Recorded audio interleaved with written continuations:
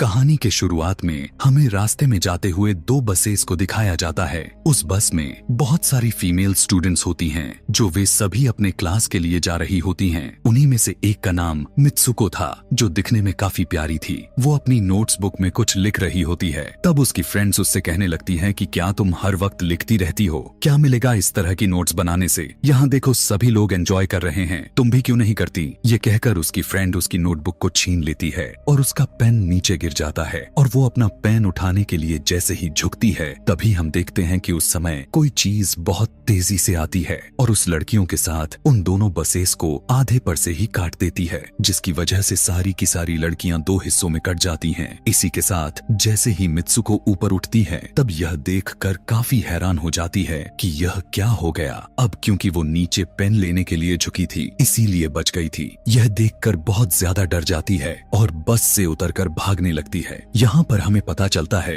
कि इन सभी को काटने वाली चीज कुछ और नहीं बल्कि हवा ही थी, जो सभी को काट रही थी। यह हवा अब मित्सुको के पीछे भी पड़ जाती है। यह देखते हुए मित्सुको चिल्लाते हुए काफी तेजी से भागने लगती है। भागते समय उसे आगे चार लड़कियां और भी दिखाई देती हैं और वो उन्हें झुकने के लिए कहती हैं, लेकिन काफी देर हो चुकी थी। वो हवा उन्हें भी आधे पर से काट कर चली जाती है। लेकिन उनमें से मित्सुको एक लड़की को बचा लिया था कि तभी इन्हें कुछ साइकिलिंग करते हुए लड़कियां नजर आती हैं, जो कहीं पर जा रही थीं। उन्हें भी ये बचाने की कोशिश करती हैं, लेकिन वो हवा उनके साथ भी वही करता है जो अभी इनके दोस्तों के साथ हुआ और इसी दौरान वो लड़की भी मारी जाती है, जिसे अभी उस अदृश्य चीज से बचाया था। अब वो यह देखकर काफी डर जाती है और वो इधर उधर भागने लगती है। आगे हम देखते हैं कि मित्सुको जब एक नदी के पास जाती है, तो वो यह देखकर हैरान हो जाती है कि उस नदी में भी पहले से बहुत सारी डेड बॉडीज पड़े हुए थे, जिसने हवा ने यानी उस अदृश्य चीज ने काट दिया था। वहाँ से वो एक डेड बॉडी के कपड़े लेकर चेंज कर लेती है।